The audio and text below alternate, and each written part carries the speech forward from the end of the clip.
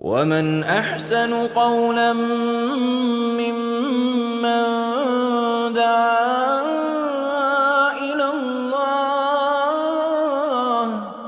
وعمل صالحا وقال إنني من المسلمين. The first day I went to school in the US, my mom, again, coming from Pakistan, wanted me to wear a suit and a bow tie to look nice because, their idea is very different, So I walked into school with like a suit on with a bow tie and I was like, hello, my name is Usman, how are you? And they beat me up that day. I got jumped 3 times the first day. Yeah. Same day, big black eye, ripped shirt, bow tie gone, all that, came home. And my parents were divorced, it was a very secular household. We weren't religiously inclined. When I was around 10, I knew the gang. They would know me. I used to fight a lot because, again, people would make fun. Pashtuns have screws loose in their head to begin with, so it would just end up being a fight. When I was 12, I had an Irani friend. He was not Muslim. I didn't have any Muslim friends growing up, So his family was from Iran. They were Shia, but they became Christian to get a visa to the US during the revolution there. So his family were all Christians. But he was Irani and I was Pakistani, so in school we're the only 2 semi-Middle Eastern guys. So I used to hang out with him, but he liked to start fights. So he picked a fight with these guys from a gang called Lomas 27th Street. It's a Latino gang. And they started beating him up and I saw him, I jumped in. And I started fighting and he ran away. And 3 guys beat me up though. When I went home, I was pretty bashed up, They were older guys. So my mother called my father. He didn't live with us, so he came. And I remember it very clearly. So he pulled up. He had this old Camaro, at that time it was new.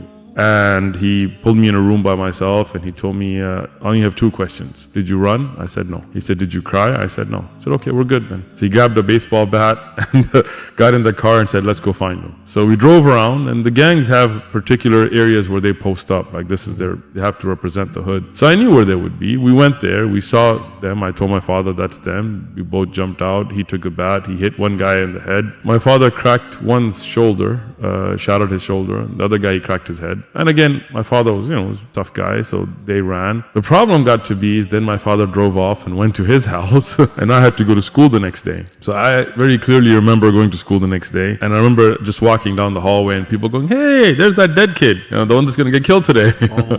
Lomas 27th Street was about 500 strong. I was by myself, 12-year-old kid. And we had just cracked one guy's head and broke that guy's shoulder. So basically they were going to wait till school's over and they were going to roll up from the high school because this is elementary school. But they would come from the high school to mess with us. Older guys, yeah.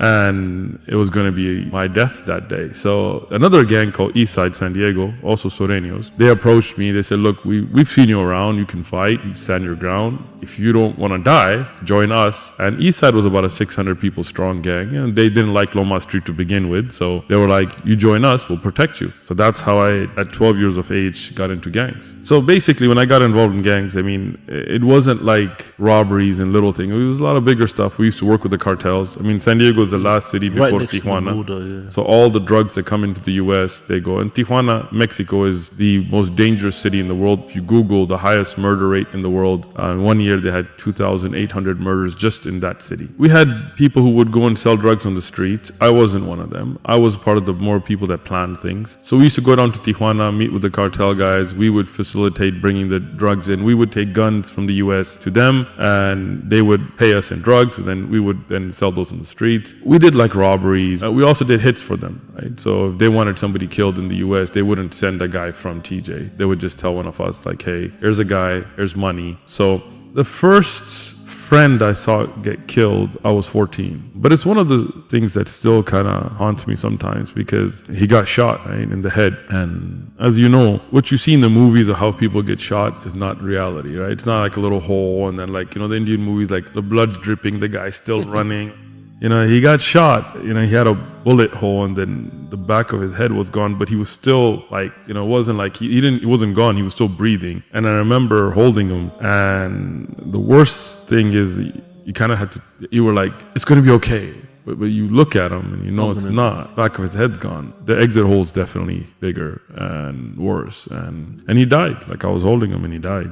And I was 14. We buried him. That was the first of many, and then we would shoot them, they would shoot us. A lot of my friends got killed. One of my friends got stabbed in the heart with a screwdriver in front of me and died and stuff. But what happened is the gang had a leadership, we used to call the carnales, like the big guys, the shot callers, the OGs, and I was a part of that, right? So there'd be 13, members. Those would be the leadership council. And we had a rule, blood in, blood out. You can understand what blood in means, but blood out means you get killed to leave, meaning you never leave, right? Yeah. So one of the guys that was also on that council, he was a very good friend of mine, grew up with him since I was young. I mean, since basically I got to the US. He was 2 years older than me. And he was very, again, like I know they're gang members and it's kind of a strange thing to say, but he was a really nice guy, Like he kind of looked out for me like an older brother, right? My father didn't live with us. I didn't have any older siblings. I was the only child. So, even in school or out, he was somebody that was very close to me. And what would happen is we would set up these hits back and forth. So let's say you're a leader in another gang and you did something to somebody in our gang. Now we want to hit you. Well, we can't really just walk up in your hood because you're going to be protected. So we would make these plans, right? Like, okay, where's he going to be? So this girl came up to me at a party and she gave me a number and,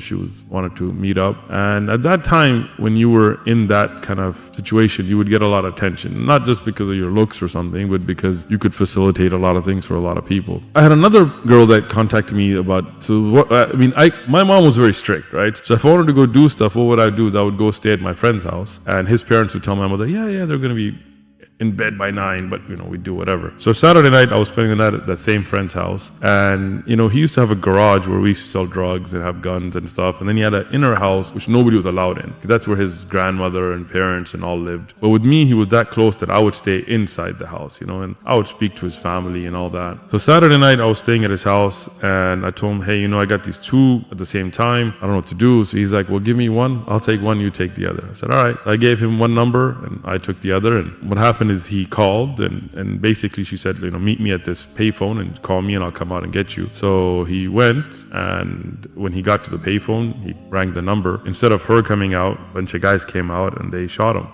It was a setup. But the setup was for me. Qadar Allah. So, months they had planned this out, when I met her, and then she kept in touch with me, but she was working for them. So all that, was just a setup. No, I didn't know. I was out and the next morning got a call and they said, he's dead. What? What do you mean he's dead? He was doing this last night. He's like, no, it was a setup. And it hit me hard. I felt guilty. It was a different feeling because he's a close friend as well. Very close. Very good guy.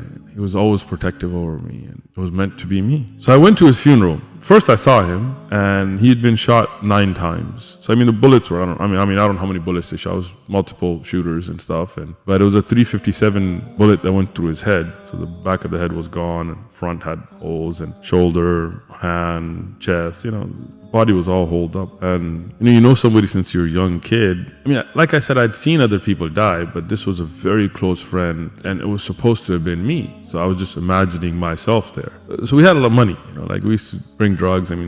We couldn't put it in the bank. We couldn't buy property. We couldn't invest. So what we'd do is we'd buy cars and put expensive rims on them. And so we had a really nice 64 Impala with rims and hydraulics and paint job and custom seats and all that. And I was 18 at the time. So it's not like, it wasn't really mine. It was ours together from the money that we all got from the drug trade and stuff. And he used to take care of that car. He was really into cars. I wasn't really a car guy, but he was really he would wash it and clean it and all that stuff. And I saw his brothers were driving the car, and he had 13 girlfriends, not girls that he slept with, who knows, but 13 that were his girlfriends, that they all knew about each other and all that, And each one of them was at the funeral, but crying on some other guy's shoulder. I watched this. I watched those girls go home with another guy. I went to his house. I was very close to his family, and obviously his mother was having a panic attack, and his grandmother was crying. But his brothers were already fighting over his things. And at that time we had these jackets called Ben Davis. They were heavy jackets, and they were expensive. For us, they were expensive,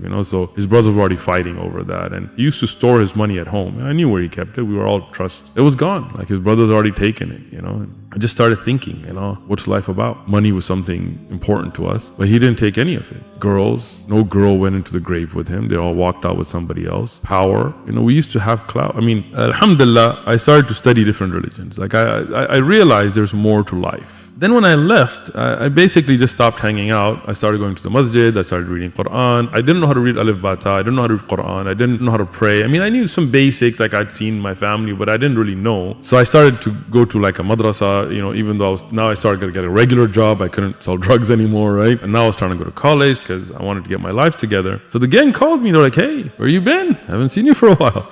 And I was like, well, I'm Muslim, and they were like, okay.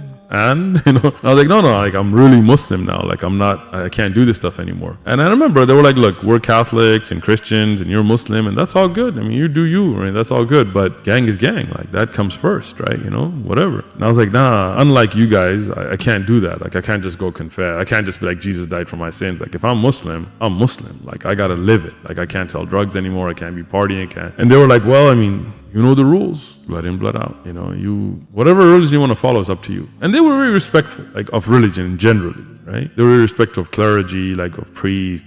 But the rules are rules, right? And if you don't obey by the rules, then what do you have, right? Chaos. So I was like, all right, well, I mean, you know me, and you know what I have done, what I can do, and I know you. And if you come, it's not going to be easy. It is what it is, right? And that was probably the most stressful time in my life because I wasn't worried about myself. I considered myself dead already, right? Because so many times we'd been shot at and stuff that, But what I was worried about is they're going to shoot the house and they're going to kill my mom. That's what I cared about, and I couldn't live with that, that my mom gets hurt because of me. So at that time, I used to have an attic.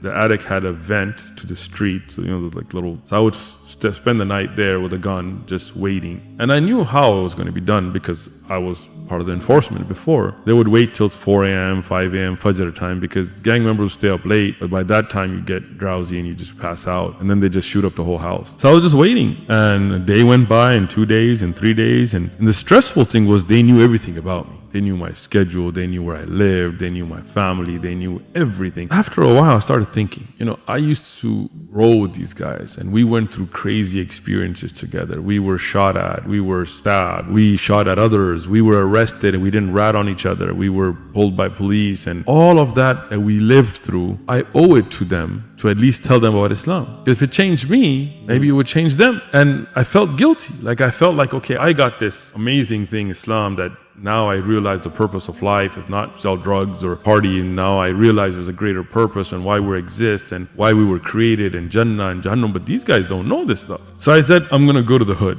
I had started to grow my beard. I was wearing a thobe, imama, so I changed. And I wasn't going to go armed because I'm not going to take them on, right? So I was like, okay, I'm just going to go. So I started walking, and I can't imagine what they were thinking. Like some guy in a robe is coming. I don't know what code they sent. But they didn't recognize me at first because I was, when I got close and they looked at my face and they recognized me, they were like, what are you doing here? Like, are you crazy? And I remember one of my friends that I grew up with that, he was still an active gang member. He told me, look, I don't know what you're doing here, but I swear to God, you're not going to walk out of here alive. We were sitting here thinking, how are we going to kill you? You just came here, and then they patted me down. I was like, I'm not armed, and they were like, you're crazy. Like, you're going to die here. There's no way you're going to walk out of here. At that time, I was like, all right, well, it is what it is, right? I mean, how long are you going to live looking over your back, whatever? So I told him, look, let me just talk to you. Give me 5 minutes. Let me just tell you something, what changed me, and then do whatever you got to do. So I started talking about Islam. I'm talking like, look, this guy got killed. This guy got killed. Where is his family today? Look at the hardship. His mom was crying. You're going to get killed for what? Like, for what drugs you're going to take with you? What money you're going to take with you? This guy just got stabbed. This guy got this. This guy's doing the rest of his life. His kids are messed up because he's never going to get out of prison. What's it for? What's all that money going to do for him in prison? There's no girls in prison. There's no fun in prison. There's no ice cream, no sunshine. What's the point? And of course,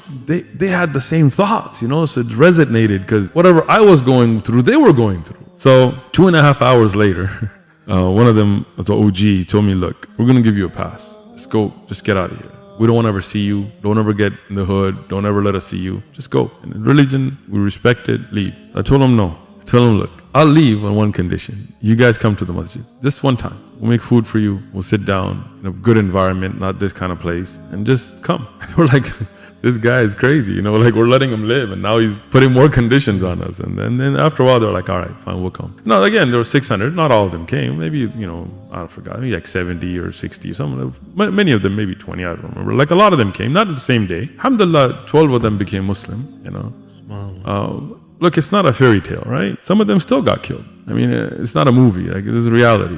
It is what it is, right? One of them, he had killed somebody's cousin, and even though he left the gang world and he was coming to the masjid, one day they saw him at a store and they shot him. One of them ended up, he used to sleep around a lot. He had AIDS, he died from it. Some of them got locked up for stuff they had done in the past. But I can tell you, alhamdulillah, I still know some of them. And they're Muslim, and they left that world. They had to leave San Diego and stuff. So alhamdulillah, some of them did become Muslim. ومن أحسن قولا ممن دعا إلى الله وعمل صالحا وقال إنني من المسلمين